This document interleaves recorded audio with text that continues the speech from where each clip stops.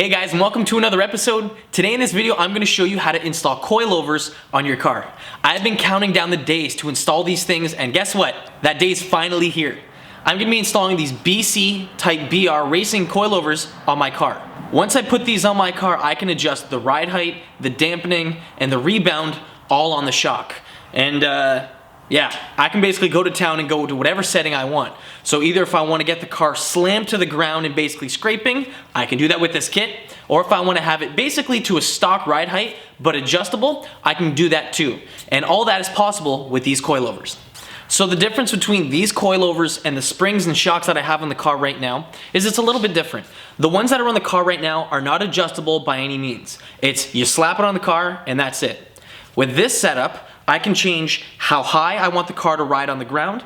I can choose how stiff or soft the car rides on the road, and that's all adjustable on these shocks. With the stock setup, the only thing you can do with it really is change the spring to something a little bit different or change the shock to an aftermarket one. But at that point, there's still no adjustability. Now, where the lowering springs stand out over the coilovers is that they're a much cheaper option to lowering your car. The lowering springs on my car cost me about $250, and they got my car lowered 2 inches and made the car look a lot better. But considering that my stock ride height on my vehicle was super high, even 2 inches was still not that low. Hence why I got these things. This will not only replace the entire strut on the car, but this is a new spring, a new shock, and it's all adjustable, as I said before. I originally went with the lowering springs just because it was a cheaper option and I didn't have the money to put out and buy coilovers like these ones. But I've saved up and these things are now going to be going on the Accord. Now before I actually bring the car into the garage, I want to show you something quick. The standover height right here for actually all around, I actually went ahead and measured everything already. It's 26.5 inches front, back, and even the other side. So it's actually running pretty nice. So I'm gonna bring this in the garage and then we're gonna see how low we can actually make this.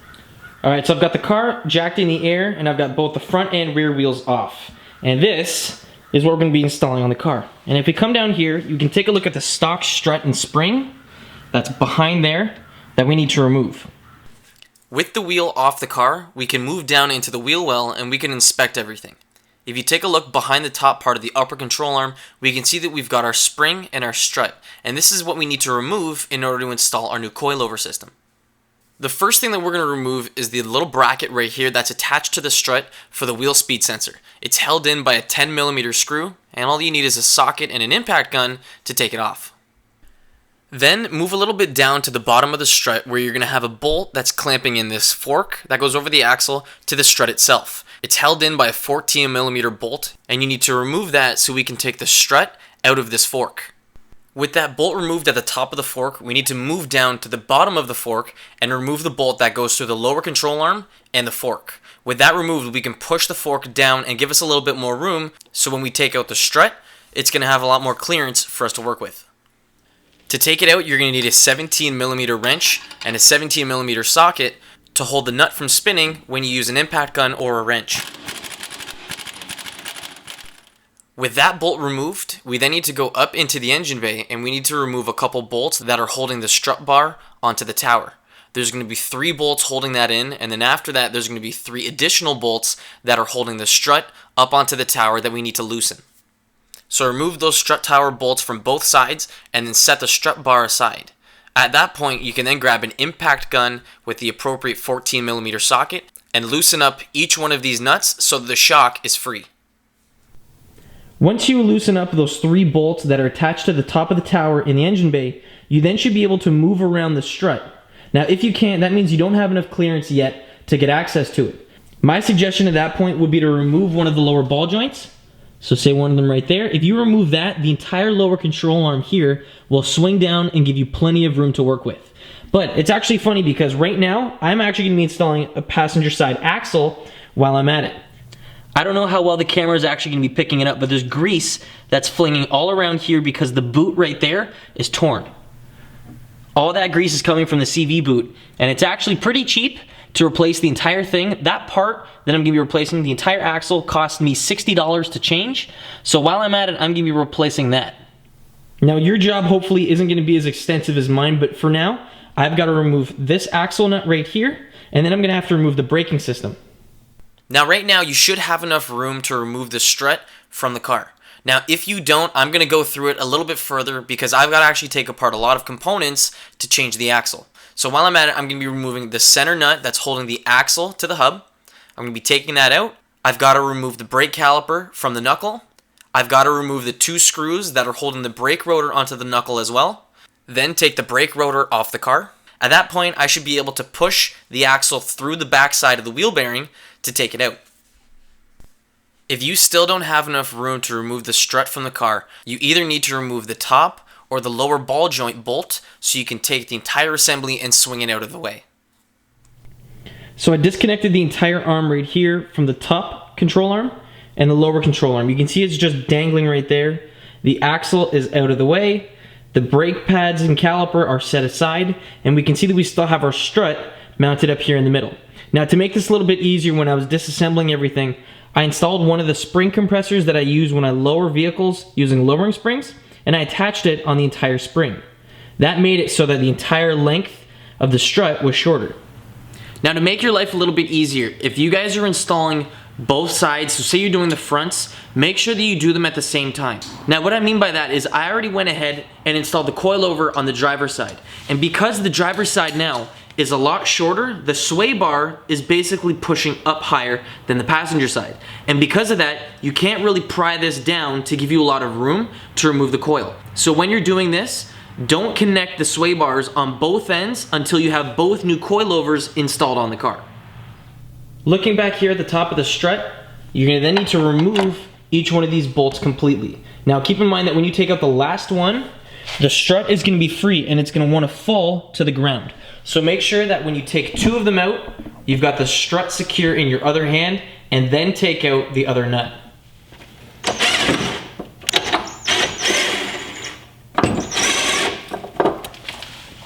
On the left, we've got the original strut with the lowering springs attached, and this is what we just removed from the car. On the right, we can see that this is our entirely new coilover system, and it's all brand new. Now, the first thing you automatically notice is look at how much smaller it is in size as opposed to the first strut. On the right, we can see that we've got a whole bunch going on over here. So let's first start up here at the top. At the top hats, we can see that the bolts are basically the same, but if you notice right here, I've got a little knob, and that right there is to change the compression and rebound inside the strut. On the original spring and strut that came with our car, we can see that it's not adjustable. We've got the nut up top, and that's about it. Right here, we can see that it's adjustable, and that's going to be great when we want to fine-tune our ride. The original strut is not adjustable at all. When we go over to the right side and we see our coilover, we can see that we've got the 3 collars in the middle that are available to adjust the ride height and the preload on the shock. Now, other than that, when you move down the strut, you can see the difference in height. This is going to make it a lot easier when we go to install this part on the car. So I went ahead and installed the axle and put all the components back together that's regarding the axle. Now I'm going to go ahead and then reinstall the strut into the suspension up here, but instead of installing the old strut, I'm going to be installing the new coilover. So before installing that fork back up in there over top of the axle, we first need to install the coilover inside the car. So get the coilover, come underneath here and fish it up at the top, up into the tower, so that we can grab our bolts and tighten them up right here. With one hand holding up the strut, you're then going to want to thread on each of the nuts onto the studs, hand tight. We then need to attach the fork that attaches here on the lower part of the strut. It goes over the axle and connects down to the lower control arm.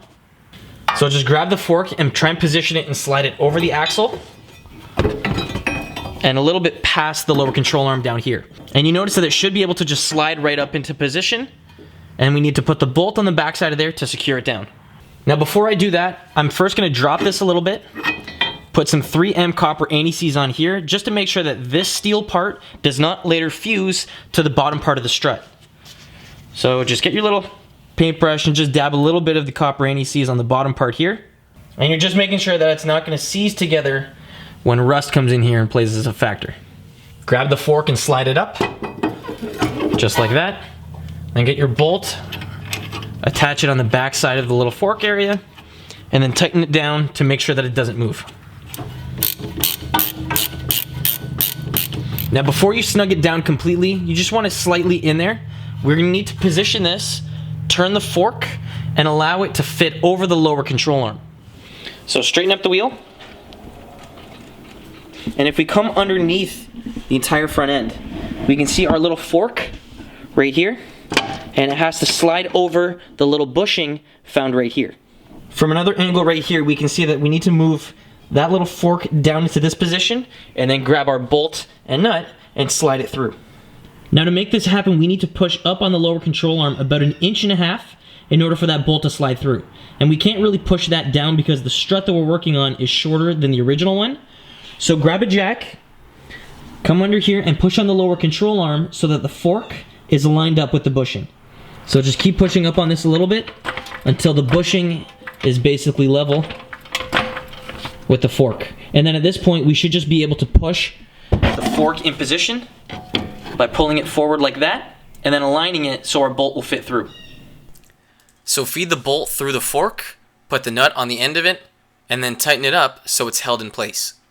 Then from this end, we need to tighten up the bolt back here that attaches the strut to the bottom part of the fork. So get your 14mm socket and tighten this up. We now need to mount up the wheel speed sensor bracket right here up onto the strut.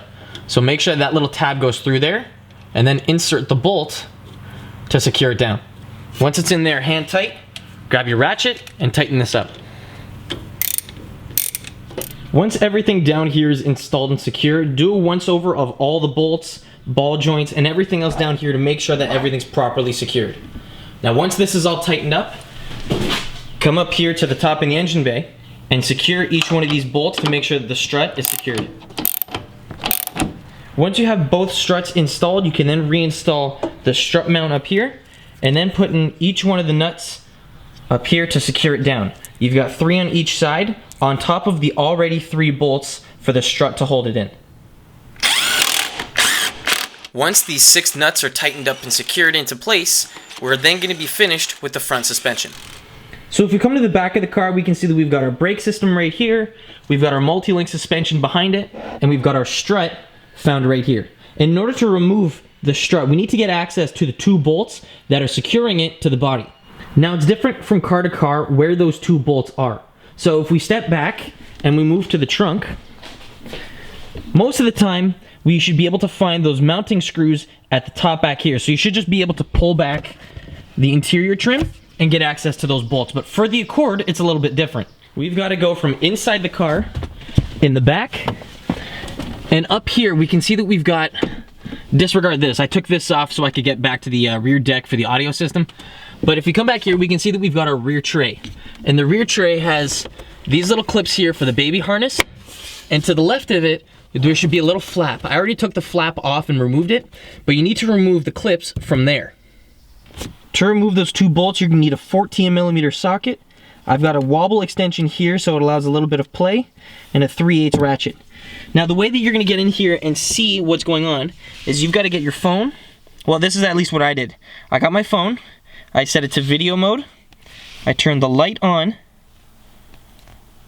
like that, and then I stuck my phone up in there, and I was able to see what's going on inside there. So to give you guys a little idea, I just moved to my iPhone, and I'm gonna see if I can get visual of this. So just keep spinning the 2 sockets back here, so there's one there and the other one on that side. I've already loosened up both. Now you need to remove them completely so we can take the strut out. So just keep loosening this up until you remove both of the nuts. Now take them off completely, and then you can leave them actually inside of there. We'll get access to them in a second once we remove the strut. So you can see that we've got both of them removed, and now we're gonna get out of the trunk and we're gonna go back to the wheel well. All right, so now that the top of the strut is basically free, we need to remove it from the bottom side. Now if we come back here, see that bolt? That bolt right there needs to be removed, and it's a 17mm bolt. And on the back side, we've got a welded in, where is it? We've got a welded in nut. So you don't really need to hold anything on that side, but on this side, just use a 17mm socket and then either an impact wrench or ratchet and remove that bolt. So now that that bolt is removed, the strut should be free from the knuckle. However, we need to be able to push down on the entire control arm and knuckle so that we can push all this down and remove the strut out of its socket. Now we either need to remove that end link up top that connects to the knuckle, or the end link down here that connects to the sway bar. After you remove the bolt for the end link, You're then gonna wanna stick a pry bar underneath the strut on top of the lower control arm. At that point, if you just give a little bit of pressure down, you can see that the strut is gonna move upwards. And that is what we need. We just want enough room so we can take the strut out. Now, I don't know why this is being such a pain in the butt. The passenger side is being so much more difficult than the driver's side. The driver's side I actually installed in a matter of like no time at all. This side here, I've been working on this for the last hour and a half. Now, do you remember when I told you about the sway bar, how you shouldn't really have it connected when you're installing these things to make your life a little bit easier? Well, the same thing goes for the back sway bar. If you took off the front and you noticed that there was a huge difference when you took it off, you should be able to pry down on the upper or lower control arm and push the suspension out of the way to move the strut out of its socket. Now, with that being said, it should give you a lot more room to work with. So if you've got one of the sides done, don't install the sway bar yet on that side until you finish up the other side. I realized this after I did all the work, and I spent a good hour and a half trying to budge this side out of the way when the other side was already installed. So learn from my mistakes. Right now I've got the spring compressors up to it and I'm trying to pry this out, but yeah, it doesn't seem to be working for me. So after keep trying, let's see what we can do. And after a lot of swearing, you'll get it out. Because I'm going to be reusing the bolts that I removed from the car, I'm going to clean them up and remove any rust on them before I install them back on the car. I'm just going to be using a bench grinder with a wire wheel to get this done. Alright, so now comes the reassembly. So we now need to come at the top of the strut, put our fingers in here, and get each one of those bolts that we were using to hold up the strut, and align it so it's right on top of these two holes. That way that when we put the strut back in, we're not going to have to try and fish it and find out where the bolt lines up. So do the same thing for both sides. So you're going to want to have it ready so our threads are basically lined up and ready to go. So as soon as we align our suspension in here and our new coilover system, it's going to fit right up and we're not going to have to try and find out where those little nuts line up onto the bolt of the hat. So to allow our coilover system to fit inside of here on the top part of the upper control arm and fit up top there, we need to get a pry bar, put it right in between the top of the control arm, push down on it, and then we need to get our strut and align it up so it fits right inside of there. Just like that. Now you can see that there's a lot of room, and even at the top of the strut, there's lots of room to work with. So because our new coilover is smaller in length, it's gonna be a lot easier to reinstall than say the original strut. With the BC coilover now mounted over top of the rear knuckle, we need to push it down to allow our bolt to thread through the knuckle and the strut. Now the BC coilover is a little bit different than the original strut in the fact that it doesn't have an included nut on the end of this. But in the kit, it does come with a locking nut. So push the bolt all the way through and then get your nut that's included and tighten it down. Now don't tighten this up all the way only because we still need to align this up top into the tower, so we need a little bit of wiggle room. We'll come back later and tighten this down in a second.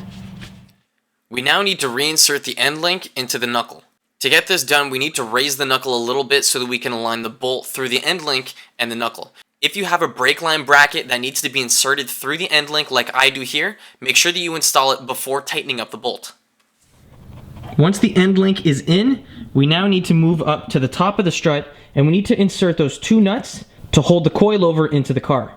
We just step back a bit, raise the car a little bit, only so that when we go into the car, we have enough threads for our nuts to hold onto. Now you don't want to go all the way in, only because you don't want to push the nuts off of the end. So what we're trying to do is push the strut up into the car so that the nut basically lands on the threads. So it's going to land on it a little bit, they're then going to push it up a little bit more, and then as soon as you get some kind of bite and action, you can then turn it up all the way, and what's going to happen is the bolt and nut is going to pull the entire shock up into the car. So we're in the back of the car, and if we look down in here, we can see that that's exactly what happened. We've got the nuts just sitting on the threads. So if we get our bit and we line it up on here, we should be able to just turn this and it should get a little bit tighter. And as soon as we have both of them basically in there hand tight, you can then grab your ratchet and tighten both of them down permanently. Now before we put the wheels back on the car, we've got one more thing to do, and that's tighten up this bolt down here that's attached to the bottom of the strut and that goes inside the bushing. And this is gonna make sure that nothing is gonna come apart when we drive. Grab two 17mm wrenches or a wrench in a socket and just tighten these down so they don't move.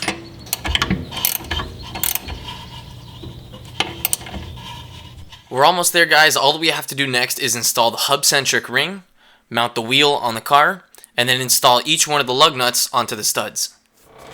You can then lower the car down onto the ground, and make sure that once you put it down onto the ground, you torque up each one of the lug nuts to make sure that the wheels don't fly off when you're driving. Holy shit, that is low. From the box, this is not the fitment or the stance that I want. This is way too low. Check this out. Don't get me wrong, this looks awesome, but it looks like I'm on bags. Look at that. Now this used to be flush. With an alignment, hopefully everything will be okay, but I mean, look at how low this is. Now I actually can't drive this thing because look at that. That's actually scraping right there. See that? I definitely have to lift it up. Now in my next video, I'm gonna be showing you guys how to adjust the coilovers from top to bottom, and it's gonna go through dampening, rebound, ride height, and preload. If you guys have any questions in the meantime regarding coilovers or the install, throw them down in the comment section below and I'd be happy to help. Again guys, thanks for watching. I'll see you in the next one. Peace.